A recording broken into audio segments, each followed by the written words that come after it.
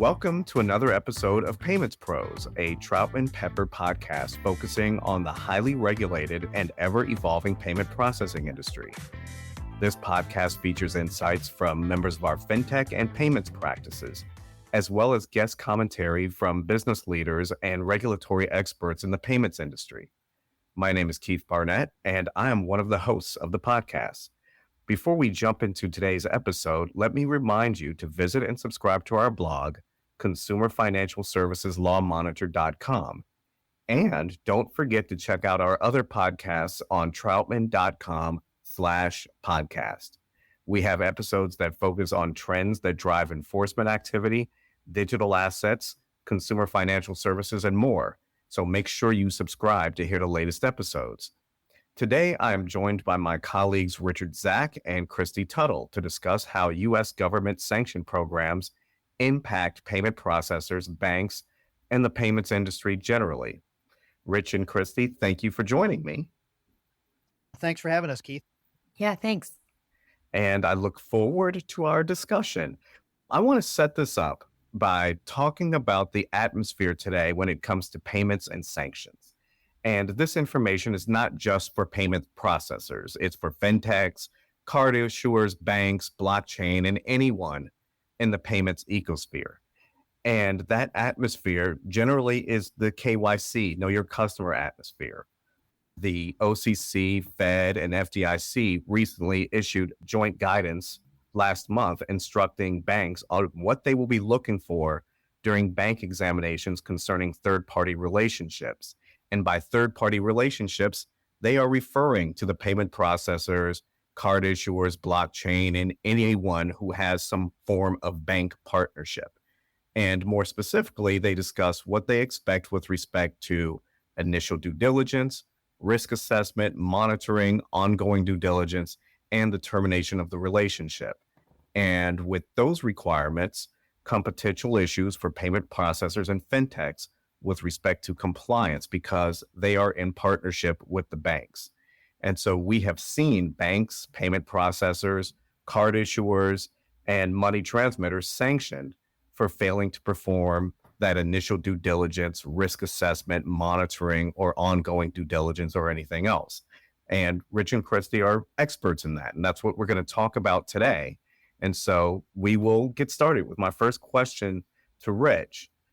I know that there's a lot of talk about sanctions given the war in Ukraine and developments around the world.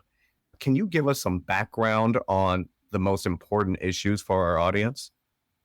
Yes, Keith. With the war in Ukraine, that is at the top of the news, and the agency that enforces sanctions, the Office of Foreign Asset Control, that's the main agency, has been very active in issuing new sanctions. And typically they come in a couple of different forms.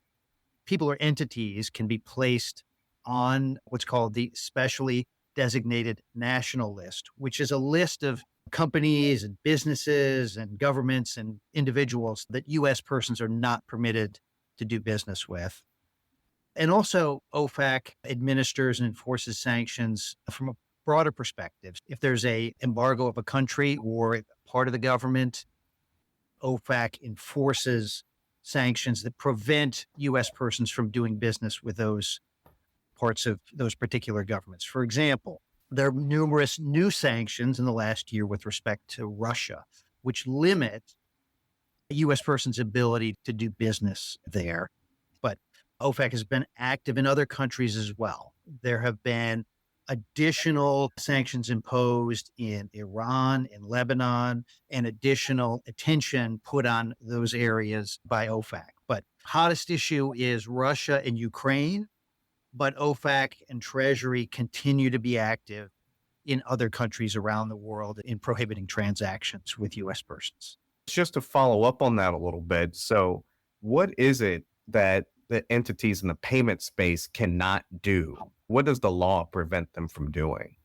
Keith, this is one of the most important issues facing people in the payments industry and the banking industry in general.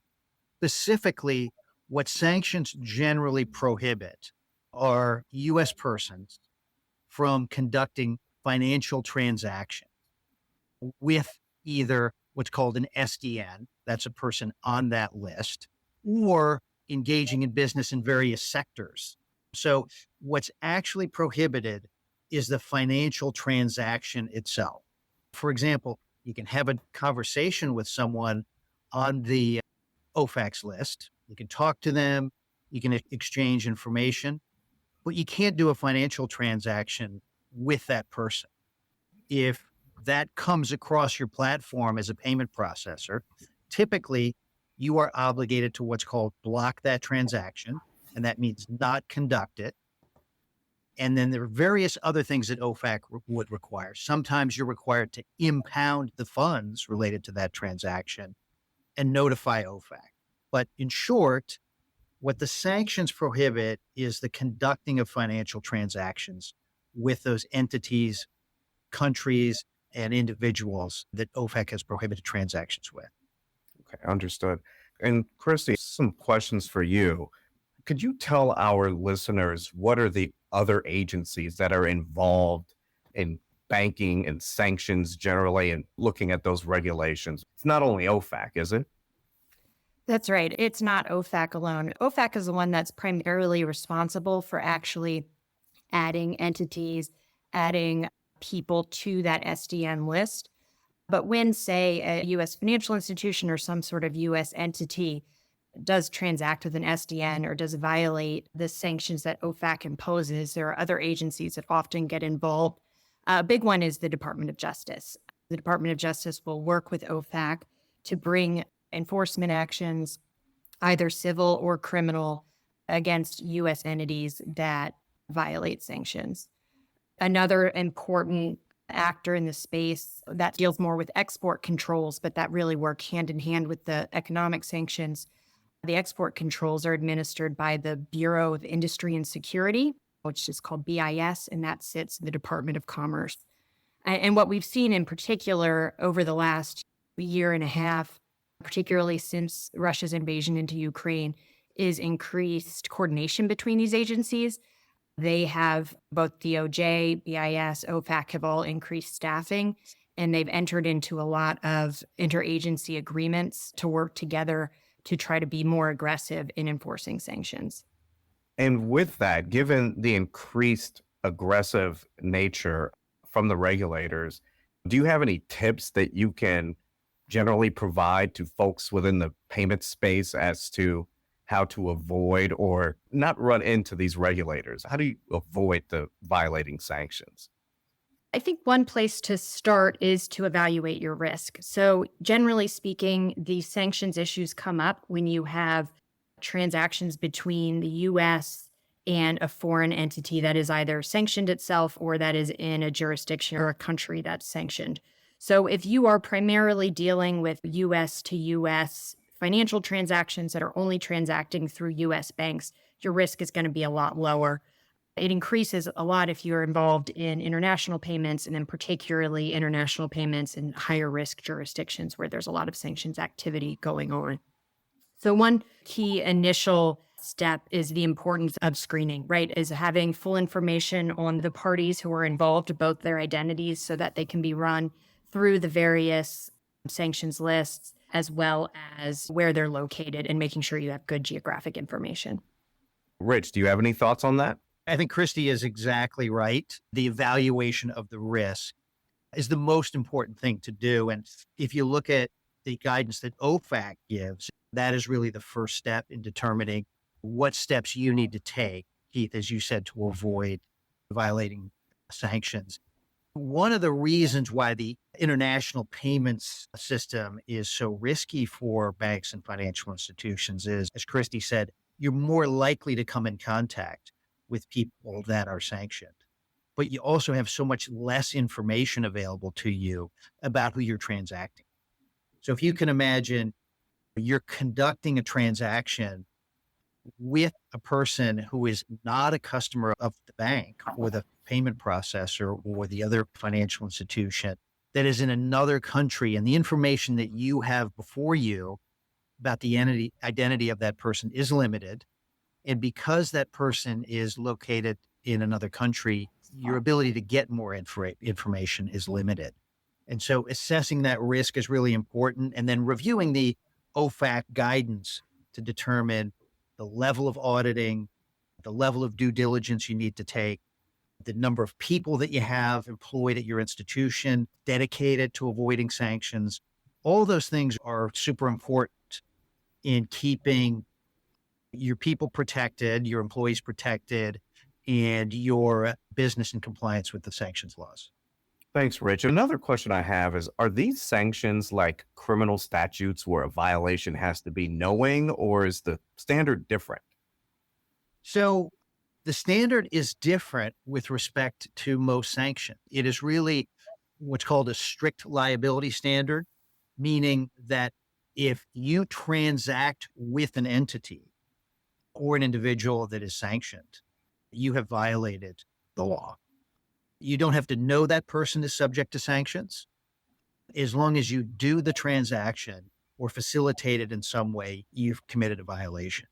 Now, in order for you to be criminally liable, for the Department of Justice to have interest in that violation, there does have to be a knowing element, most likely, to that, or a reckless element in dealing with the sanctioned party. So if you knowingly, over time, consistently interact with sanctioned parties and conduct transactions with them, you're more likely to get criminally prosecuted. But merely because you don't know who you're transacting with, that is not a defense to a sanctions violation. The way the law is written, it's moved the risk from, say, OFAC to the person conducting the transaction. And that's why you see such heavy compliance programs and such expensive compliance programs in the financial industry, because the banks, payment processors, they don't have the defense of we didn't know. They're required to know. That's really interesting. And one last question for the both of you, actually. What happens if you, as a business operator, find a violation? And Christy, we'll start with you. And then, Rich, if you have anything to add, that would be great. So that's always the $1,000,000 question. The first thing you want to do if you find that a violation has occurred is to look into it more deeply. And whether that is conducting a full-scale internal investigation or using your monitoring and auditing function to dig into it further, you want to understand sort of the scope of the issue. Are we talking about one transaction that slipped through? Are we talking about an issue that created a whole pattern of transactions? And really understand what you're looking at. And then internally, you want to figure out how to remediate that going forward, whether it is changes to your compliance program, whether it occurred because of some willful act by an employee and there could be some discipline involved. But you want to manage it internally. And then it's the real question of, do I take the next step to self-disclose it to a government agency? So OFAC, DOJ, BIS, everyone has published guidance about the importance of self-disclosure. But it's not clear if you actually look at the history of enforcement actions that either came out of self-disclosure or enforcement actions that occurred in the absence of any self-disclosure, whether or not the benefit of self-disclosure is really real. You want to have good legal counsel at that point, talk through the options and really consider whether the answer is we self-disclose and we resolve it, pay a penalty, get a release, or whether we take care of the issue internally and know that we fixed it going forward, but sit on it and not disclose. And just to add to that, there are going to be certain things. I know OFAC talks about each business, each person has to assess their risk, and that's clearly important. But there are going to be certain things that OFAC or DOJ or BIS will expect to see at your business, regardless of who you are. So, for example, in the banking industry, you will be required to check everybody you transact with against the various lists that Christy mentioned earlier. So you will have to have a system in place to continually run checks to make sure that people you are sending money to or receiving money from are not on the list or not otherwise subject to sanctions. And that's a very difficult process. It's more difficult than it sounds. And sometimes you don't have full information. Other industries or other businesses don't have to have that. Their risk is lower. but they will have to have some compliance system in place, particularly if they do business internationally. And as Christy said, the most difficult decision you will make if you discover a violation is whether to report that. Now, particularly the enforcement agencies that we've mentioned here are focused on getting businesses to come forward and report the fact that sanctions violations have occurred. But that does not mean that in every case, either that the government agency will be interested in hearing your report or that it's going to be in the best interest of the business. Now, everybody who discovers a violation needs to stop the violation if it's ongoing, needs to remediate, as Christy said, and that remediation could take various forms like additional training. It might even require termination of employees, or reorganizations of parts of the business. But that difficult decision as to whether and which agency to go to will be the most difficult one for you. The other ones, those are risk management techniques that you have to use and risk management questions that you have to answer. But it's very difficult to gauge what the consequence will be to the business of either reporting or not reporting it. And those are the toughest questions. Thanks, Rich. And one of the things that I do want to add before we leave the audience is keep in mind the FTC and the CFPB have also initiated enforcement actions throughout the years against the payments industry, payment processors in particular, money transmitters in particular, fintechs as well. And along with the sanctions, there are compliance requirements there. So that's another area for those in the payments industry to look out for. That's all we have for today. Rich and Christy, thank you for joining us today. Thanks very much, Keith. Yeah, thanks. It was fun. Sure. Yeah, no, this was great. And thank you to our audience for listening to today's episode. And do not forget to visit our blog, consumerfinancialserviceslawmonitor.com, and subscribe so you can get the latest updates. Please make sure to also subscribe to this podcast via Apple Podcast, Google Play, Stitcher, or whatever platform you use. And we look forward to the next time. Copyright Troutman Pepper Hamilton Sanders, LLP. These recorded materials are designed for educational purposes only. This podcast is not legal advice and does not create an attorney-client relationship. The views and opinions expressed in this podcast are solely those of the individual participants. Troutman Pepper does not make any representations or warranties, express or implied, regarding the contents of this podcast. Information on previous case results does not guarantee a similar future result. Users of this podcast may save and use the podcast only for personal or other non-commercial educational purposes. No other use, including, without limitation, reproduction, retransmission, or editing of this podcast may be made without the prior written permission of Troutman Pepper. If you have any questions, please contact us at troutman.com.